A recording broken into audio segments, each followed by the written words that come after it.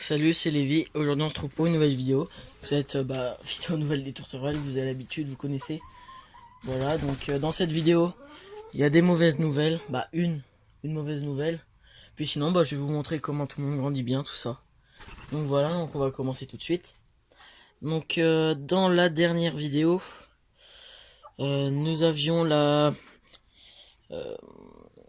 orangée blanc et son mâle qui était en cage d'accouplement, je crois. Oui, c'était ça. Du coup, ils avaient eu 2 œufs et je vous avais dit qu'ils avaient cassé les œufs. Du coup, après, ce qui s'est passé, c'est que une semaine après qu'ils avaient pondu les premiers œufs, la femelle a repondu.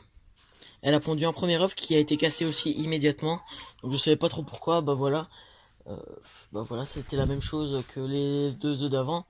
Du coup, quand j'ai vu ça, je les ai remis dans la volière. Parce que je me suis dit, ils vont pondre directement dans la volière. Du coup, ils ont pondu l'œuf dans ce nid-là. La femelle a pondu. Et l'œuf, il était mou. Donc en fait, la coque était, il était légèrement mou. La coque n'était pas assez dure. Du coup, je l'ai jeté. Donc voilà, donc on verra bien si elle va repondre.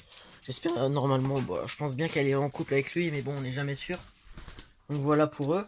Donc là, si vous voyez, j'ai sorti mes jeunes. J'ai ouvert la cage pour qu'ils puissent sortir. C'est pour ça que tout le monde est mélangé. Donc on va passer à un autre couple. On va passer au couple de panaché. Ici, on a la super belle femelle. Voilà, et son mâle qui est là. Donc le mâle, il a beaucoup changé de couleur, il a foncé. Maintenant, il est beaucoup plus foncé qu'avant. Voilà, comme vous pouvez voir, avant il était beau, il était plus clair. Je le trouve moins beau maintenant. Bon, dans tous les cas, de toute façon, je le garde pas l'année prochaine, je vais le mettre en vente. Parce que comme je vous avais dit, je vais remplacer celui-là par le coco juste là. Donc voilà, je vais le remplacer, comme je vous avais dit. Donc sinon, alors pour le couple là et le couple d'orange. Sinon le couple là, le mâle là, mon petit loulou, et sa femelle qui est, ouais, la femelle qui est là-bas. Bon il se passe toujours rien. La femelle elle a fait une seule ponte dans l'année. Donc c'est pas une réussite, mais bon. Les 2 œufs qu'elle a pu pondre, il y a eu 2 naissances. Donc voilà. Donc il n'y a pas non plus trop à se plaindre. Donc voilà. Sinon. Donc on va passer au couple de gris. Donc voilà. Donc si vous vous rappelez bien, j'avais mis la cage des colombes diamants qui avait été refaite, le grillage. Donc là, elle est pas, je l'ai enlevé de la volière. Donc voilà. Il faut que je trouve encore un emplacement à la mettre. Donc, elle était ici. Donc il y avait la femelle lavande qui est juste là, le mâle gris argenté qui est juste ici. Du coup, ils étaient avec leur petit parce que le petit, il s'est fait arracher des plumes à la tête. Maintenant, il a quand même bien grandi. Voilà, bon, il est pas très grand pour l'instant. Voilà. Bon, il est pas encore sevré, mais il a bien grandi. Il commence à prendre le collier au cou. Voilà, les plumes elles repoussent. Donc voilà, ça se passe bien pour lui. Donc je vous ai expliqué les 4 couples. Donc là, on va passer à la mauvaise nouvelle. Donc le couple de blanc. Donc en fait, c'est pas de leur faute. C'est pas eux, ils ont fait du bon travail. C'est pas leur faute à ces 2 petits loulous. Donc en fait, ce qui s'est passé, c'est que leur nid qui est là, donc ils avaient 2 œufs fécondés comme je vous avais expliqué. Donc je sais plus exactement c'était quel jour de la semaine. Donc la première naissance a eu lieu. Donc voilà, j'étais content, il y avait la première naissance. Et l'autre était prévu pour le lendemain ou le jour encore après, parce qu'il y avait 2 jours de différence. Et du coup, il y avait la première naissance, donc j'étais très content. Il restait un œuf qui devait éclore. Donc le lendemain matin, je vais à la volière comme d'habitude. Je vois que le nid est vide. Je trouvais ça bizarre. Je me suis dit, bon, les 2 sont sortis pour aller manger. Et là, je vais voir, le nid était totalement vide. Il n'y avait plus rien. Le dernier petit qui était né et l'œuf qui devait éclore, ils avaient disparu. Donc, je sais pas c'est quoi. Ça doit être c'est peut-être un rat. Ça peut pas être une fouine ou une belette, un truc dans le genre. Parce que là, ils auraient pas de point, ils auraient pas d'accès, ils peuvent pas rentrer. La volière est bien cloisonnée, par rapport à leur taille, ils pourraient pas rentrer. Surtout que si ça serait arrivé, ils auraient tué des tourterelles, ça c'est obligé. Donc je sais pas du tout ce qui s'est passé. Ça m'était arrivé une fois l'année dernière, sauf que c'était des œufs. Donc c'était quand j'avais le nid là-bas, qui était ici avant. Et les 2 œufs, quand à l'époque il n'y avait pas du tout ces nids là. Donc les deux œufs, ils avaient totalement disparu. Donc je savais pas du tout comment. Voilà, donc ça c'est un peu arrivé la même chose, mais bon, je sais pas du tout. La femelle, elle avait l'air un peu choquée, pas très bien. Donc je sais pas trop ce qui s'est passé. Donc sinon, au niveau du couple gris avec la lavande, la femelle, elle va pas tarder à reprendre, je pense, parce qu'elle va souvent dans ce nid-là. Bon là, il est pas fait parce que je viens de changer, j'ai nettoyé la volière tout à l'heure, du coup, j'ai nettoyé tous les nids. Bon, regardez, ça salit déjà. J'ai nettoyé tous les nids, les 6. J'ai mis du foin dans ce nid là, tout simplement parce que c'est la cage des jeunes, et s'il y a une femelle qui veut pondre par exemple, bah au moins elle a un nid. Voilà, ici mon petit coco, donc la cage a été nettoyée, je mets plus de copeaux ni de foin parce que à chaque fois, au bout de quelques jours, tout finissait par sortir. Donc j'ai arrêté d'en mettre. Ici ils ont de l'eau toute propre, la nourriture aussi, bah la nourriture est aussi. Donc d'habitude les adultes sont dehors et les parents à l'intérieur. Donc je sais pas quand ce qui va s'ils vont reprendre, si la femelle blanche va reprendre cette année, parce qu'elle avait l'air à moitié un petit peu choquée sur le coup. Donc je sais pas du tout. Donc voilà, donc on va bien voir ce qui va se passer. Donc maintenant on va passer aux jeunes, donc les jeunes de l'année. Donc par leur sexage qui avance au fur et à mesure. Donc voilà, bon il est pas encore complet non plus. Donc celle-là pour moi c'est une femelle, je l'entends jamais roucouler. Voilà, bon, parfois ça arrive qu'il roucoule, mais très légèrement, comme si, ça m'arrive avec certaines femelles, par exemple, elle fait, et la femelle panachée aussi, mais c'est des petits roucoulements, donc je sais pas trop. Donc elle, pour moi, c'est quasi sûr, c'est une femelle. Donc j'ai entendu dire que quand c'est des couleurs comme ça, c'est des femelles, et quand c'est les couleurs plus comme le mâle là, c'est des mâles obligés. Donc je sais plus, c'est éleveur du 68, normalement. Donc je crois que c'est ça, donc si tu pourrais me redire. Donc voilà. Donc en tout cas là, ce panaché là c'est un mâle et je le garde pour l'année prochaine.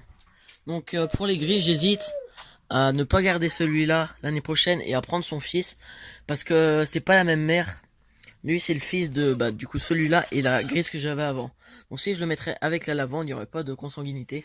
Donc je sais pas trop. Parce que je le trouve quand même un petit peu plus beau le fils, je verrai bien. Mais bon, c'est pas dans l'urgence. Hein. Voilà, sinon, son petit demi-frère, gris. Ça, c'est mon jeune. C'est le jeune couleur classique. Donc ça, vous voyez, version adulte et version jeune. Ça, c'est un mâle. Il roucoule. Il roucoule déjà pas mal. Donc ça, c'est un mâle, c'est sûr.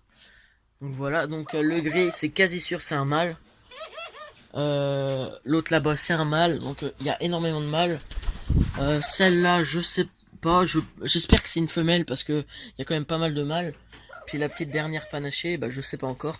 Donc elle a pris quand même des couleurs, donc ça sera une panachée comme ça, avec moins de couleurs panachées, mais vous voyez les plumes elles évoluent bien, ça grandit bien. Donc voilà, du coup pour les jeunes, je crois que je les ai tous montrés. Donc le gris, je pense que c'est un mâle normalement, celui-là il est encore trop jeune. Celui-là c'est un mâle, celui-là c'est sûrement une femelle, celui-là il est encore trop jeune, ça c'est sûr. Et le jeune là-bas, je sais pas. Je sais pas si j'en ai trop loupé. Donc vous voyez les mâles en ce moment, ils roucoulent, comme d'habitude, ils font que ça tout le temps. Donc voilà, j'ai nettoyé la volière aujourd'hui. Bon, il reste des zones un peu sales, mais bon, ça reste quand même plus propre. Vous voyez, le petit pas encore sevré, il demande encore à manger. D'ici une bonne semaine ou deux, c'est pas pressé, je le mettrai en cage avec les jeunes.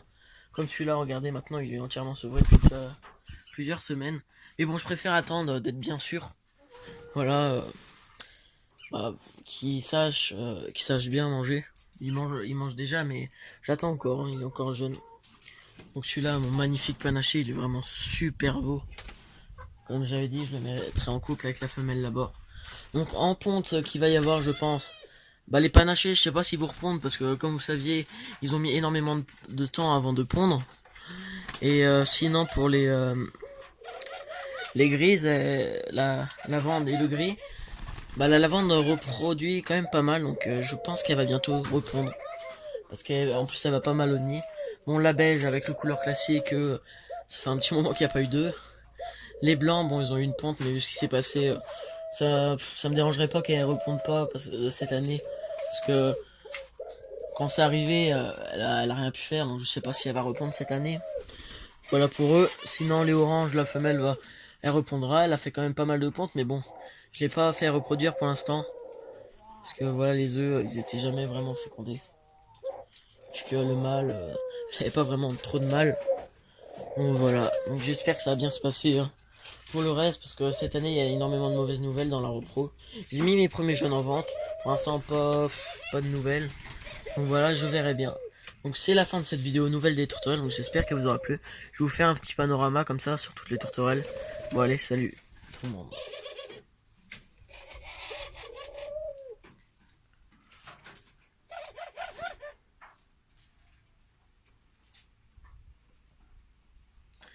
Allez, salut tout le monde.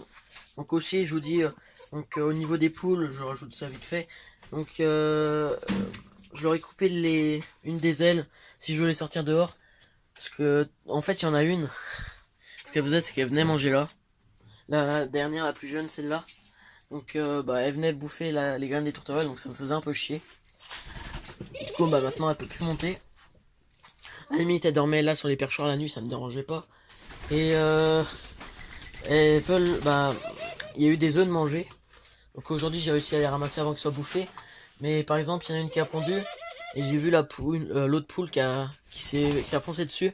Donc j'ai pu ramasser l'œuf avant, mais elle voulait le bouffer quoi. Donc leur bec, la pointe de du bec va être coupée. Donc ça on l'a déjà fait, donc ça fait pas mal non plus aux poules. En fait c'est juste la pointe. C'est pas dangereux pour elles. C'est juste faut pas couper trop ras. Faut juste couper la pointe. Donc voilà, quand les poules mangent leurs œufs. Voilà par exemple un des œufs. Donc quand on a eu la nouvelle, celle-là, elle s'est pas mise à pondre directement. Donc, en fait elle a pondu un œuf le premier jour, elle avait pas repondu depuis. Et ça fait 2-3 jours qu'elle a commencé à repondre. Donc puis même l'autre elle pondait plus beaucoup en ce moment. Là elle se remet à pondre, donc c'est une bonne nouvelle. Donc vous voyez, même si on est en fin de saison, les mâles ils sont toujours à fond pour la repro. Vous voyez, les couples sont bien formés. Donc si vous voulez une bonne technique pour former des couples qui marchent quasiment à chaque couple. Après il y a des oiseaux, ça marchera pas parfois, mais donc ce qu'il faut faire, c'est vous prenez le mâle et la femelle en question, vous les mettez dans une cage d'accouplement, une petite cage où ils seront tranquilles une bonne semaine, vous les remettez dans la volière et ils sont en couple. Donc vous voyez par exemple, parfois il y a des femelles qui vont dans les nids des autres mâles, donc voilà, mais ils restent quand même la plupart du temps avec leur mâle principal. Ça arrive aussi que des mâles accouplent d'autres femelles ou même des jeunes. Ça on peut rien y faire, c'est comme ça. Donc voilà. Donc si vous voulez une bonne technique, vous les mettez en cage d'accouplement une petite semaine et après ça marche tout le temps quasiment. Parce que moi par exemple pour lui avec la femme, elle est où? Je sais plus. Peut-être à l'intérieur. Bref, ma orangée et blanc qui est là, ça a pas très bien marché. Mais même par exemple une tourterelle qui s'entend pas avec une autre, par exemple dès qu'elles sont à côté, elles sont obligées de se battre. On les met dans une cage. Au bout de quelques jours, elles vont s'y faire, elles vont se mettre en couple. Parce que les tourterelles, c'est pas très compliqué au niveau de ça. Ça se met facilement. Vous voyez, elle est en train de préparer son nid. La prochaine vidéo, c'est quasi sûr qu'elle a pondu. Donc j'espère que cette vidéo vous aura plu. Bon allez, salut tout le monde.